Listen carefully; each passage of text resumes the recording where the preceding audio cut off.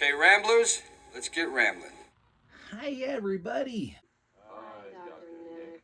It is Some Dumb Guy returning for another installment of Some Dumb Buys. Coming in for a two-parter. Why? Because wishful thinking. Just when I thought, after two successful trial attempts at resolving my audio issues, nope, came back around for a nice unboxing, rather lengthy one. Went through, as usual, edited, everything great. Went and reviewed the saved edited footage and ended up with the exact same problem all over again. So, we're doing two things this time. One, breaking this into two separate parts so that if it does go wrong again, I'm not completely wasting my time. I'm recording and editing part one before I even begin with part two. Second, no lapel mic. This seems to be, at least at this point, the only common variable I can figure out. So, I really hope audio quality is okay. I did prefer it with the lapel mic. And if neither of my lapel mics are going to cooperate, then I'm kind of at a loss. So I don't know what to do about that. We'll see. But for now, some device. Split in half. Two parts. No mic. Crossed fingers.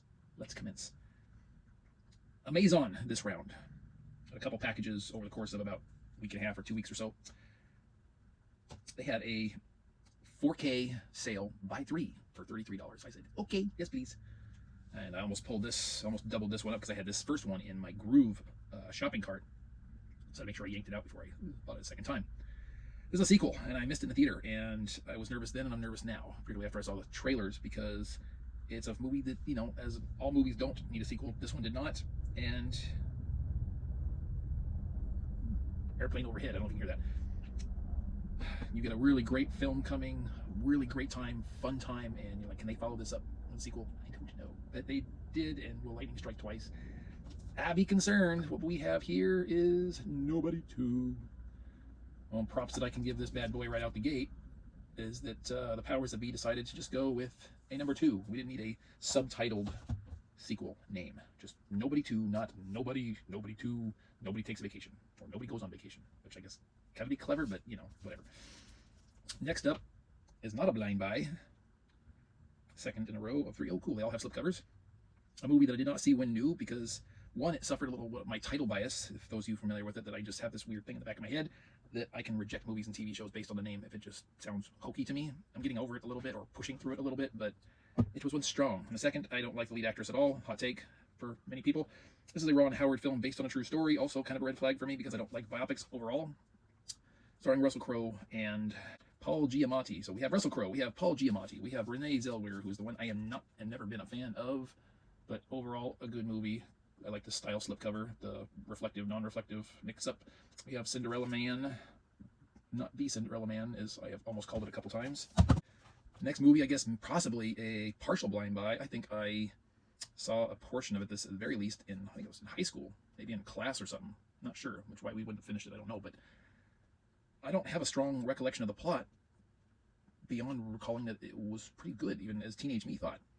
Sidney Pollack film, Robert Redford and Meryl Streep, with what I consider kind of a simple but bad cover artwork, even on the slipcover. It says Out of Africa. I remember nothing of what this movie's about. I'm talking about the art. Okay, artwork's decent, right? No problem, it's simple. But I don't know if you can tell while it comes up on screen here, but it looks like, particularly with Meryl Streep, that it's a very washed out image. He looks pretty okay, if not a little dull. But she looks like someone just shined a really, really, really bright light on her before taking a picture kind of thing. It's just like, it's lacking in detail. It's bizarre. You don't know. I got that for Robert Redford. I like Robert Redford. Next up, a Blu-ray blind buy in the Arrow department, because Arrow is rearing its head with all kinds of sales right now. They had their 50% sale, which I added stuff to my cart and never purchased. And then Barnes & Noble have their 50% off sale, which I took the stuff from the cart from Arrow and plugged it into Barnes & Noble. And then Amazon decided, hey, we want a competing sale, and in some cases undercut both Arrow and Barnes & Noble's pricing. So I was going back and forth depending on trying to determine which titles up to buy from which. And I always have trouble with Arrow. Anytime a sale comes around, it's like I have trouble coming up with titles that they put out that I might want to buy. In this case, I chose this because it is a very well-known film. It's a good price. This will be my first Dario Argento title. I don't know if this qualifies as either horror or giallo. You guys will have to let me know, because I have no experience with that particular genre whatsoever.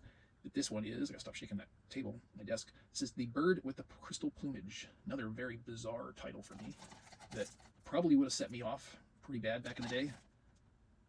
Still don't find it particularly appealing, but again, I learned to push through it, and we have. Is this horror? Is this giallo? Is this qualified? Because I almost picked up one of Arrow's 3 giallo essentials box sets between the Arrow sale and the Barnes Noble sale. I didn't, and I think ultimately I didn't because of those 3. I don't know which I should start with. If you know, let me know, please, by all means.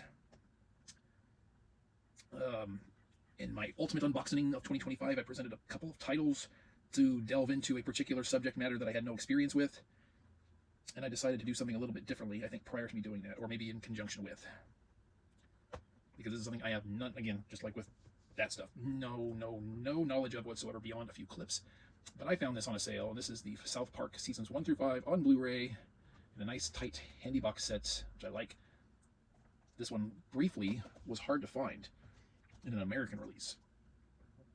Even the imagery on the Amazon website or app, whatever, had the Australian age rating logo on the front, but it was linked from an American release sale announcement on Blu-ray.com.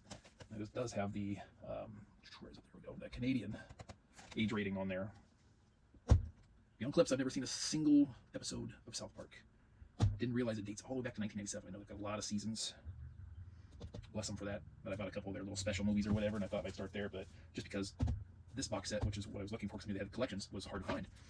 Next up and last for part 1, crossing this off of my long-term wish list, for whatever reason I never got around to picking up.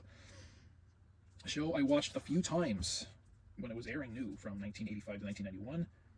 Enjoyed it. Always had it in the back of my mind. Came across it several times. Was monitoring it for price and then forget about it and then come and revisit and then put it on my watch list and watch it for a while. Finally picked it up. This is from VEI, complete box set series of Hunter. Get that glare off. This is the wrong time of day for me to be recording because I got sun coming through this window. Even with my anti-glare tinting, it's causing a little bit of reflection. So I'm gonna get the right angle. I think I'm okay. I don't usually do recordings in the daytime. So yeah, Hunter. That's thick. 7 seasons. That's it for part 1. We're gonna cut. We're gonna edit. We're gonna pray, and see how this works out. Once I determine if it does, then we will move on to recording part 2 because I have more stuff on the way and we mustn't back up again because that's not only a trip hazard for me and cluttery, but it makes for more problematic recording issues, especially under the circumstances. So, what y'all think? My most recent round of pickups. What have you yourselves picked up for your own library recently since we last saw one another? The word box is there for your disposal. Thank you once again for joining me. We'll see you in the next round. For now, I'm going to make like a tree and get out of here. Alan.